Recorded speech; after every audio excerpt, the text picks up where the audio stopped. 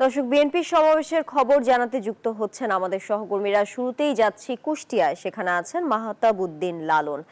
মাহতাব, কুষ্টিয়ায় ঠিক কখন সমাবেশ শুরু হবে, কি পরিস্থিতি দেখছেন এখন?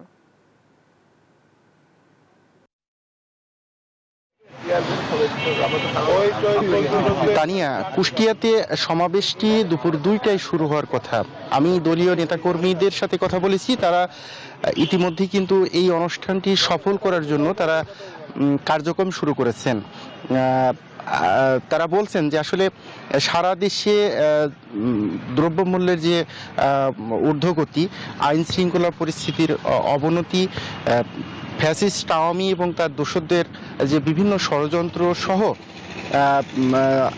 দ্রুত নির্বাচনের রোডম্যাপ ঘোষণার দাবিতেই কিন্তু মূলত বিএনপি এই সমাবেশটি করছে। পাশাপাশি তৃণমূলকে সংগঠিত করার জন্যই কিন্তু আসলে তাদের এই সমাবেশ, এবং তারা যেটি বলছেন যে আসলে এই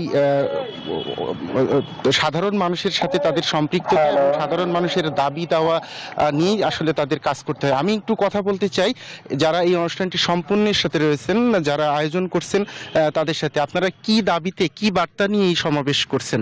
আমি আব্দুল মাজিদ বাবুল, কুষ্টিয়া জেলা বিএনপির সাবেক সাংগঠনিক সম্পাদক, জেলা ছাত্র দলের সাবেক সভাপতি।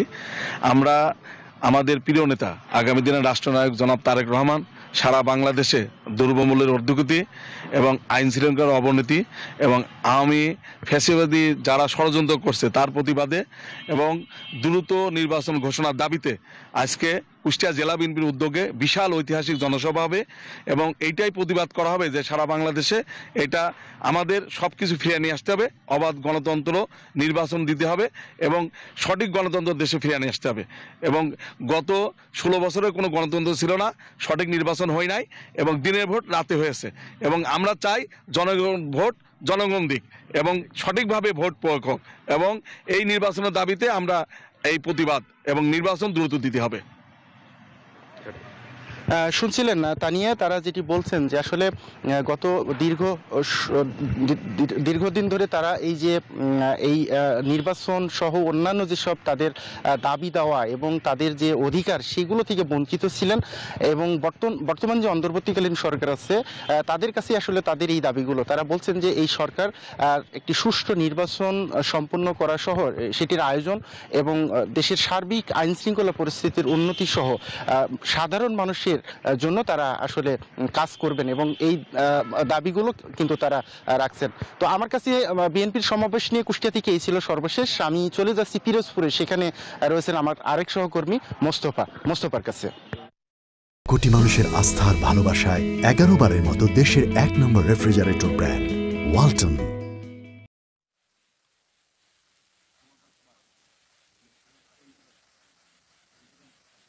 জি, ধন্যবাদ আপনাকে। আমি এখন পিরোজপুর বিএনপির যে সমাবেশ স্থলে দাঁড়িয়ে আছি।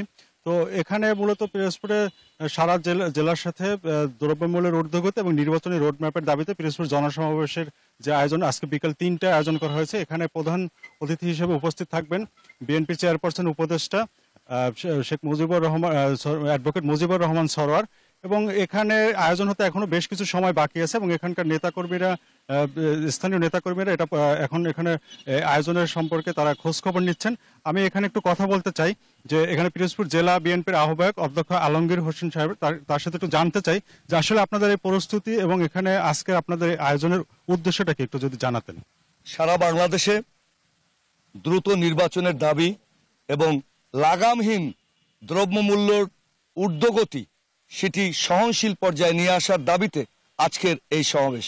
এই সমাবেশে পিরোজপুর জেলার সকল নেতাকর্মীরা এখানে উপস্থিত থাকবেন ইনশাআল্লাহ, বিশেষ করে পৌর অঞ্চলের সকল নেতাকর্মীরা থাকবেন এবং আমরা বিশ্বাস করি স্মরণকালের সবচেয়ে বড় সমাবেশ হবে এবং এই শহর মূলত নেতা কর্মী সমর্থকদের এবং সাধারণ জনগণের পদভারে প্রকম্পিত হবে এবং শহরটি আসলে কোলাপস হয়ে যাবে আমাদের নেতাকর্মীর উপস্থিতিতে। যেহেতু পিরোজপুরে বড় মাঠ নাই, এই মাঝারি মাঠটাকে আমরা গ্রহণ করেছি। ইনশাআল্লাহ শহরে 3টায় জনসমাবেশ জনসমুদ্রে পরিণত হবে। মুজিবুর রহমান সরোয়ার থাকবেন সেখানে। ধন্যবাদ আপনাকে। আসলে সে যেমনটি বলছিলেন যে এখানে পিরোজপুরে মূলত বিকাল 3টায় সমাবেশ শুরু হবে, সেটা ঘিরেই এখন এখানে প্রস্তুতি চলছে এবং এবং এখানে এখানে এখন আজকে যে 3টা সমাবেশ হবে, জি, তো এই ছিল আমার কাছে পিরোজপুর সমাবেশ স্থল থেকে সর্বশেষ। ফিরছি নোয়াখালীতে আমাদের আরেক সহকর্মী সোহাগ।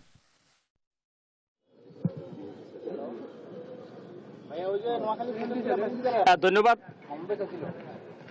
আপনি যেমনটা জানিয়েছেন, আমি আছি নোয়াখালীতে আজ বিকাল 3টা থেকে এখানে একটা সমাবেশ জেলা বিএনপির উদ্যোগে একটা বিশাল সমাবেশের আয়োজন করা হয়েছে। জেলা বিএনপি এখানে জেলা বিএনপি এবং বিভিন্ন উপজেলা বিএনপি নেতাকর্মীরা সহ নেতাকর্মীরা আসতে শুরু করেছেন। আপনাকে আমি একটু দেখাই যে এখন এই সমাবেশকে ঘিরে কিন্তু মঞ্চের কার্যক্রম প্রস্তুতি চলছে। তারা মঞ্চের কার্যক্রমের জন্য তারা বিভিন্ন কার্যক্রম মঞ্চ সাজানোর ব্যবস্থা করছেন এবং দলীয় নেতাকর্মী একটু আগে আমি কথা বলছি জেলা বিএনপি যুগ্ম আহ্বায়ক এবিএম জাকারিয়ার সাথে, তিনি আমাকে জানিয়েছেন যে দুপুর থেকে তাদের আসলে লোকজন ব্যাপক সময় হাজার হাজার লোকজনের তারা এখানে সমাবেশ ঘটবে এবং এই জেলা বিএনপির উদ্যোগে তারা ব্যাপক সমাবেশের আয়োজন করেছেন এখানে।